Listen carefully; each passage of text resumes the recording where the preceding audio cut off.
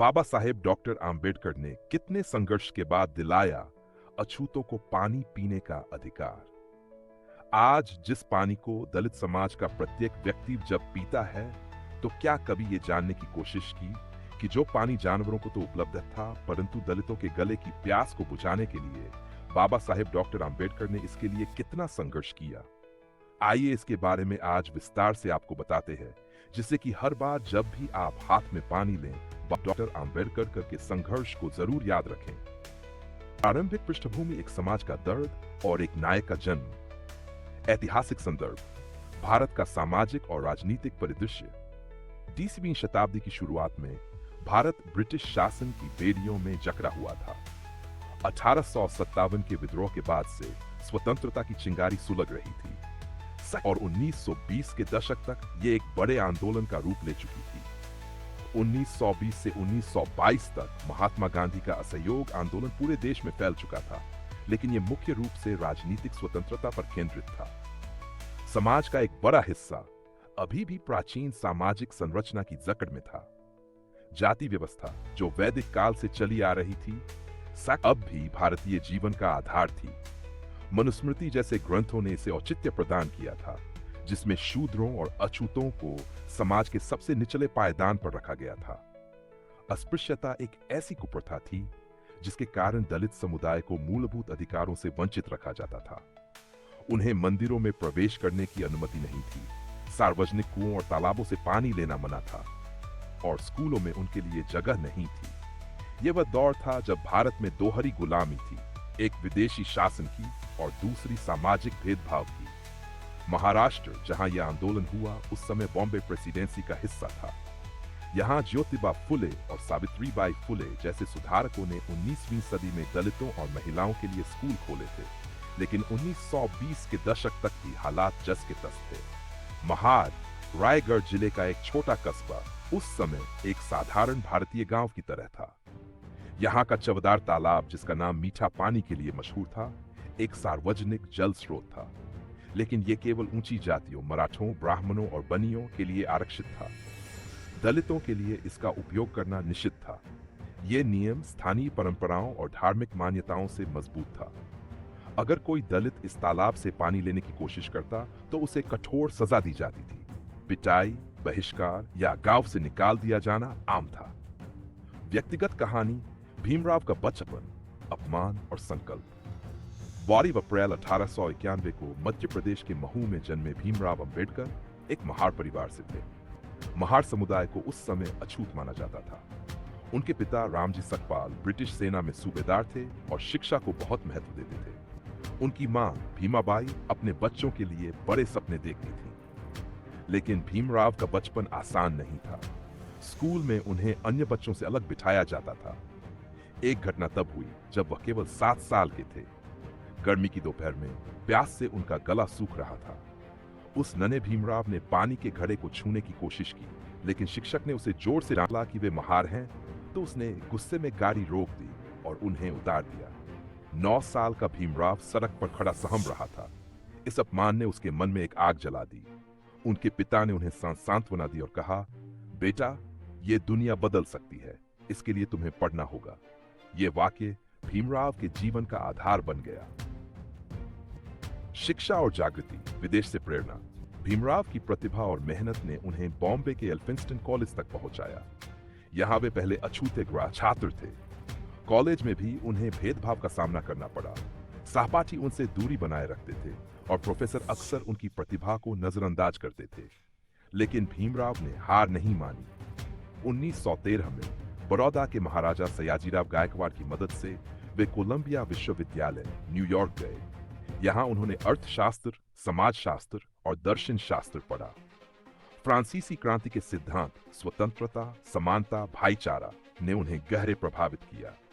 उन्होंने Thomas Jefferson और Abraham Lincoln के लेख पढ़े, जिन्होंने गुलामी के खिलाफ लड़ाई लड़ी थी। इसके बाद वे लंदन स्कूल ऑफ इकोनॉमिक्स गए, जहां उन्होंने अर्थशास्त्र में डॉक्टरेट पूरी की। इस दौरान उन्होंने अछूतों की समस्या के संबंध में भारतीय मामलों के विदेश मंत्री मोंटेग्यू से भारत के दलितों की दयनीय दशा से अवगत कराया और उचित कदम उठाने का निवेदन किया। उन्होंने मॉन्टेग्यू से मुलाकात के बाद 3 फरवरी 1921 को छत्रपति शाहूजी महाराज को एक लंबा पत्र लिखा, जिसमें लिखा था, ब्रिटेन में भारत के अछूतों की दशा सुधार के मुद्दे पर बोलने वाला कोई नहीं है। भारत की अछूत विरोधी व शोषण कार्मिक व राजनीति ताकतों ने अंग्रेजों को गुमराह कर दिया है। लेकिन जब भी मुझे मौका मिलता है, मैं प्रतिष्ठित अंग्रेजों से मिलकर भारत की सामाजिक समस्याओं के बारे में पूरा बताता हूँ। मैंने मॉन्टेग्यू को भी कहा है कि यह मेरी व्यक्तिगत समस्या नहीं, बल्कि भारत के करोड़ों अछूतों की मुक्ति का सवाल है। ये अछूतों की सामाजिक समस्या व राजनीतिक भागीदारी का सवाल। अंबेडकर आगे लिखते हैं, मॉन्टेग्यू ने काफी रुचि ली। उन्होंने मुझसे कहा कि अछूतों के प्रतिनिधित्व के लिए भारत जाकर सरकार से तुम्हें बात करनी चाहिए। वे चाहते हैं कि मैं मुंबई विधानमंडल का सदस्य बन जाऊं। हालांकि ये काफी लुभावना लगा, लेकिन मुझे व्यक्तिगत कीर्ति का आकर्षण नहीं था, बल्कि मैं उच्च अध्ययन कर अछूतों के लिए इससे बड़ी सेवा करना चाहता था। इन्हीं दिनों डॉक्टर अंबेडकर ने लंदन टाइम्स के संपादकों से भी दोस्ती कर ली थी, जिससे वह अछूतों की शिक्षा व अन्य विषयों पर लेख लिखते थे। भारत में अंग्रेजों द्वारा किए गए मॉन्टेग्यू चेम्सफोर्ड सुधार अधिनियम 919 के अनुसार पहली बार गवर्नर जनरल द्वारा सेंट्रल लेजिस्लेटिव असेंबली में एक प्रतिनिधि तथा प्रादेशिक असेंबली में दलित वर्ग के लिए स्थान आरक्षित किया गया था। सन 1923 में महाराष्ट्र के समाज सुधारक सीताराम भोले ने मुंबई काउंसिल में यह प्रस्ताव पास कराया था कि सरकार द्वारा संचालित संस्थाएं, कोर्ट, विद्यालय, अस्पताल, कुएं, जलाशय, पनघट आदि अछूत वर्ग को भी उपलब्ध कराए जाएं। मुंबई सरकार ने इसके आदेश निकाल दिए। इस आदेश के अनुसार सन 1924 में कोलाबा जिले के महाड़ गांव की नगर पालिका ने चवदार तालाब के पानी का उपयोग करने का अधिकार अछूतों को दे दिया, जो एक क्रांतिकारी बदलाव था। 1923 में अंबेडकर विदेश से अपनी पूरी पढ़ाई और तैयारी के साथ भारत लौटे। अब उनके पास न केवल डिग्रियां थीं, बल्कि एक नया दृष्टिकोण भी था। उन्होंने देखा कि हालात अब भी वही थे, कुओं से पानी लेना मना, मंदिरों में प्रवेश वर्जित और शिक्षा तक पहुंच एक सपना। सन 1920 में उन्होंने मूक नायक नामक समाचार पत्र शुरू किया। इसका पहला संपादकीय था, हमारा लक्ष्य है अपनी आवाज को बुलंद करना ताकि दुनिया सुने। लेकिन वे जानते थे कि लेखन और भाषणों से ही काम नहीं चलेगा, उन्हें एक बड़ा कदम उठाना होगा। भारत में अंग्रेजों द्वारा किए गए मॉन्टेग्यू चेम्सफोर्ड सुधार अधिनियम सन 1919 के तहत बाबा साहब सन 1927 में मुंबई लेजिस्लेटिव असेंबली में मनोनीत हुए। अब उन्हें अछूतों की आवाज को सरकार के सामने उठाने का अवसर मिल गया था। उसी समय एक अछूत व्यक्ति लक्ष्मण राव का दुख और संकल्प बाबा साहेब ने सुना। लक्ष्मण राव एक साधारण महार किसान थे, जो महार के पास एक गांव में रहते। उनके गांव में एकमात्र कुआं ऊंची जातियों के नियंत्रण में था। सन 1918 में जब सूखा पड़ा तो पानी की भारी कमी हो गई। लक्ष्मण राव की पत्नी सुमित्रा और उनके 2 बच्चे प्यास से तड़प रहे थे। एक दिन लक्ष्मण राव ने हिम्मत करके कुएं से पानी लेने की कोशिश की। गांव के ठाकुरों ने उसे पकड़ लिया, उसकी पिटाई की और उसके घर को जला दिया। उसकी पत्नी रोते हुए बोली, हमारा क्या कसूर है? लक्ष्मण राव ने यह कहानी अंबेडकर को सुनाई। अंबेडकर ने उसकी आंखों में आंसू देखे और कहा, लक्ष्मण राव, यह तुम्हारा कसूर नहीं, यह उस व्यवस्था का कसूर है जो हमें इंसान नहीं मानती। अब वक्त आ गया है कि हम इसे बदलें। यह कहानी अंबेडकर के लिए एक प्रेरणा बन गई। तथ्य उस दौर की सामाजिक स्थिति। सन 1921 की जनगणना के अनुसार बॉम्बे प्रेसिडेंसी में लगभग 15 लाख लोग अछूत माने जाते थे। महाराष्ट्र में 80% से अधिक गांवों में दलितों के लिए पानी के स्रोत अलग थे या उन्हें कोई स्रोत ही नहीं मिलता था। महाड़ क्रांति की नींव और पहला सत्याग्रह। महाड़ एक छोटा कस्बा था, लेकिन यह सामाजिक भेदभाव का एक बड़ा प्रतीक बन गया। चवदार तालाब मराठा और ब्राह्मण समुदायों के लिए एक पवित्र जल स्रोत माना जाता था। यह तालाब शहर के बीचों बीच था और इसके चारों ओर पत्थर की सीढ़ियां बनी थी। स्थानीय पंचायत ने सख्त नियम बनाए थे कि अछूत इसका उपयोग नहीं कर सकते। 1920 के दशक में जब स्वतंत्रता संग्राम जोर पकड़ रहा था, अंबेडकर ने इसे सामाजिक स्वतंत्रता के लिए एक अवसर के रूप में देखा। उनका मानना था कि अगर हम ब्रिटिश शासन से आजादी चाहते हैं, तो पहले हमें अपनी सामाजिक गुलामी से मुक्ति चाहिए। 1926 में अंबेडकर ने अपने सहयोगियों जैसे आर.डी. करंदीकर और गंगाधर नीलकंठ सहस्त्रबुद्धे के साथ मिलकर महाड़ में एक सम्मेलन की योजना बनाई। यह सम्मेलन बहिष्कृत हितकारिणी सभा के तहत था, जिसे अंबेडकर ने 1924 में स्थापित किया था। योजना थी कि दलित समुदाय को उनके अधिकारों के लिए जागरूक किया जाए और चवदार तालाब से पानी पीने का हक हासिल किया जाए। यह एक साहसिक कदम था, क्योंकि उस समय इस तरह का विरोध अभूतपूर्व था। एक अन्य दलित समाज के व्यक्ति गंगाधर पंतावने का संघर्ष और पीड़ा को बाबा साहेब ने सुना। गंगाधर पंतावने एक युवा दलित कार्यकर्ता थे, जो महार के पास एक गांव में रहते थे। उनकी मां पार्वती बाई हर दिन 2 मील दूर नदी से पानी लाती थी, क्योंकि गांव का कुआं और तालाब उनके लिए वर्जित थे। गंगाधर की बहन सावित्री केवल 12 साल की थी।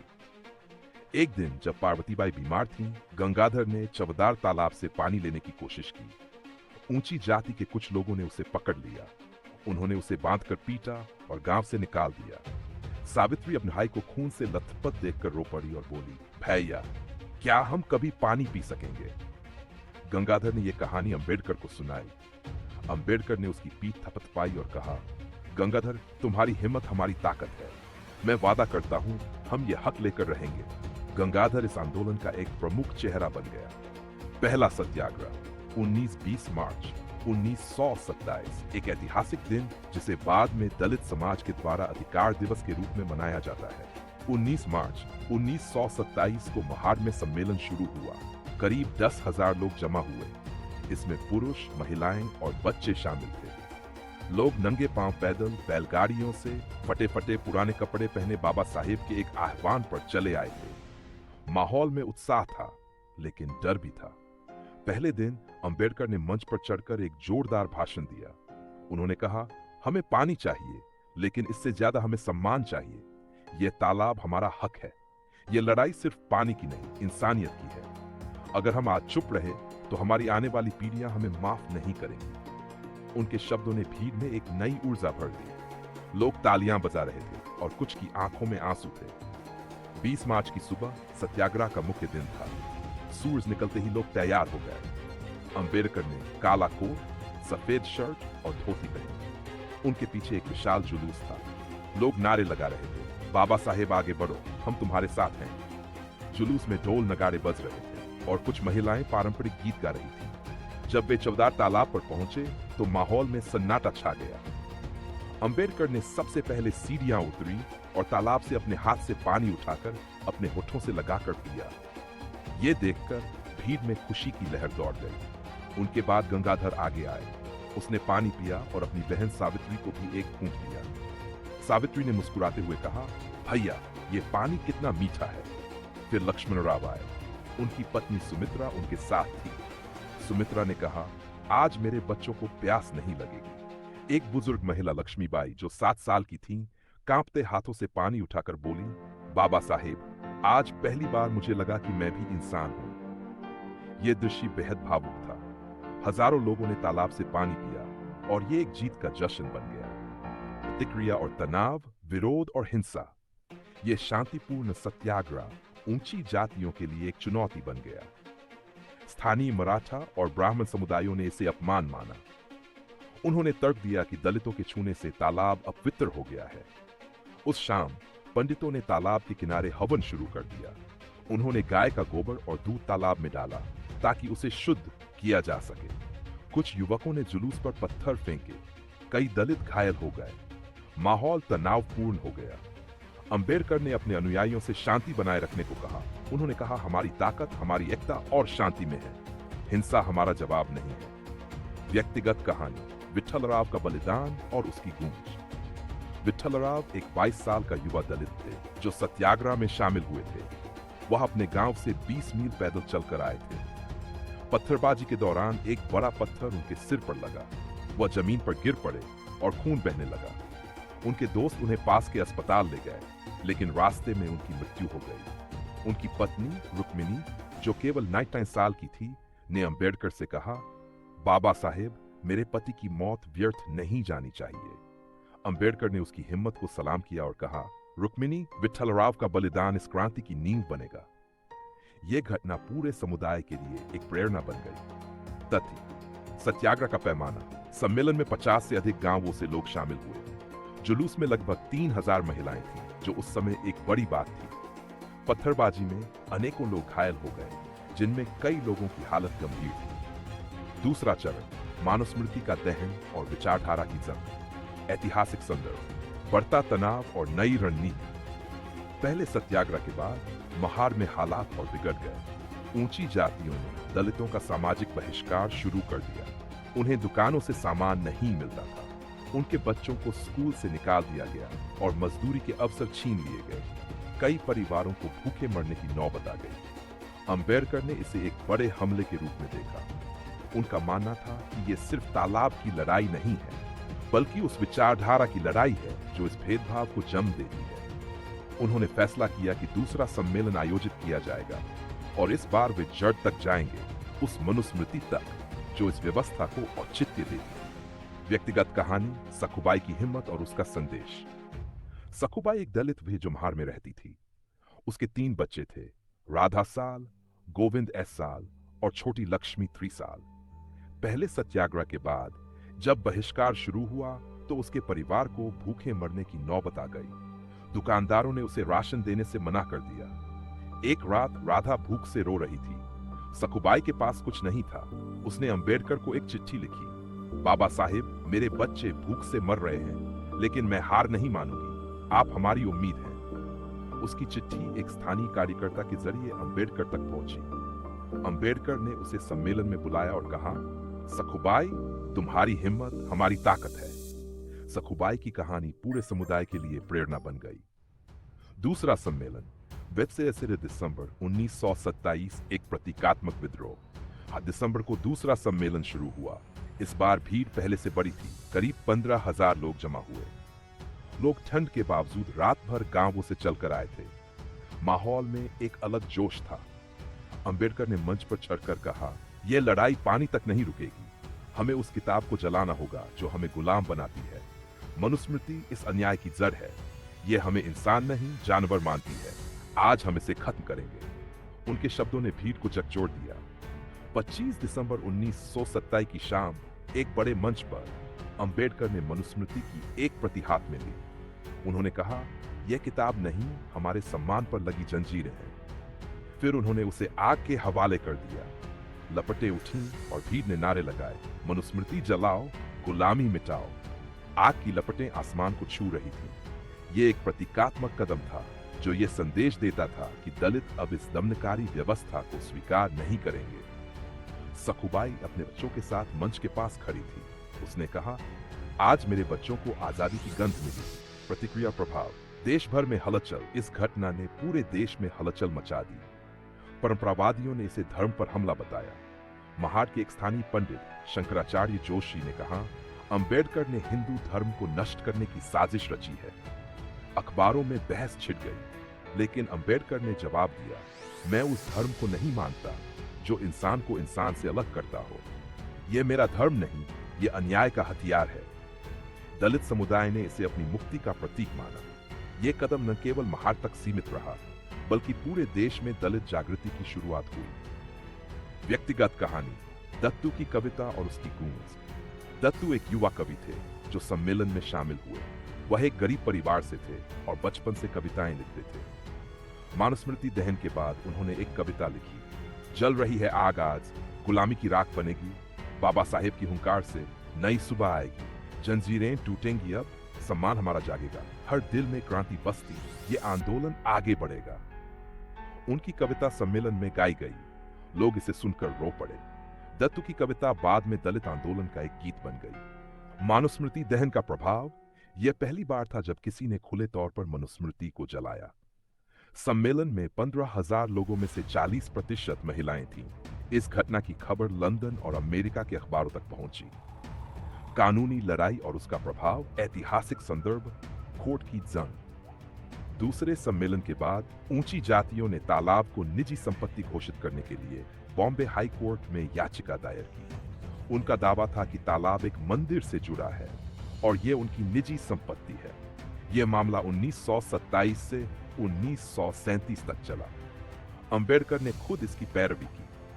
उन्होंने कोर्ट में तर्क दिया कि तालाब एक सार्वजनिक संपत्ति है और ब्रिटिश कानून के तहत सभी को इसका हक है। उन्होंने पुराने दस्तावेज पेश किए जो साबित करते थे कि तालाब कभी निजी नहीं था। व्यक्तिगत कहानी, रामचंद्र की मेहनत और जीत। रामचंद्र एक युवा वकील थे जो अंबेडकर के साथ इस केस में शामिल हुए। वह एक गरीब परिवार से थे और अंबेडकर से प्रेरित होकर वकालत पढ़े थे। रामचंद्र ने महीनों तक दस्तावेज जुटाए। वह रात रात भर जागकर गवाहों को तैयार करता था। एक बार जब वह महाड़ से सबूत ला रहा था तो कुछ गुंडों ने उस पर हमला कर दिया, लेकिन वह नहीं डरा। 1937 में जब कोर्ट ने फैसला सुनाया कि तालाब सार्वजनिक है तो रामचंद्र की आंखों में आंसू थे। उसने अंबेडकर से कहा, बाबा साहेब, आज कानून ने हमें इंसान माना। अंबेडकर ने उसकी पीठ थपथपाई और कहा, रामचंद्र, यह तुम्हारी मेहनत की जीत है। प्रभाव, एक नई शुरुआत। यह कानूनी जीत न केवल महाड़ तक सीमित रही बल्कि पूरे देश में यह संदेश गया कि कानून के सामने सभी बराबर हैं। इसने दलित आंदोलन को मजबूती दी और अंबेडकर को एक राष्ट्रीय नेता के रूप में स्थापित किया। महाड़ के बाद देश भर में दलितों ने अपने अधिकारों के लिए आवाज उठानी शुरू की। कानूनी लड़ाई का पैमाना, केस में 22 से अधिक गवाहों ने गवाही दी। अंबेडकर ने 7 से ज्यादा पन्नों का दस्तावेज कोर्ट में पेश किया। फैसले के बाद महाड़ में एक जश्न मनाया गया जिसमें 5 दर्जन लोग शामिल हुए। निष्कर्ष, महाड़ सत्याग्रह एक कहानी है, हिम्मत, संघर्ष और जीत की कहानी। यह वह आग थी जो अंबेडकर ने जलाई और जो आज भी जल रही है।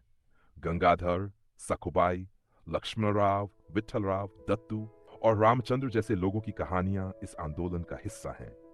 यह हमें सिखाता है कि अन्याय के खिलाफ लड़ना हर इंसान का अधिकार है। जब अंबेडकर ने चवदार तालाब से पानी पिया तो वह पानी सिर्फ प्यास बुझाने के लिए नहीं था, वह सम्मान का प्रतीक था। जब मनुस्मृति जली तो वह सिर्फ एक किताब नहीं थी, वह सदियों की गुलामी की राख थी। बाबा साहेब की यह क्रांति आज भी हमारे दिलों में जिंदा है। ये एक ऐसी कहानी है जो हमें हर बार याद दिलाती है कि हिम्मत और एकता से कोई भी जंजीर तोड़ी जा सकती है।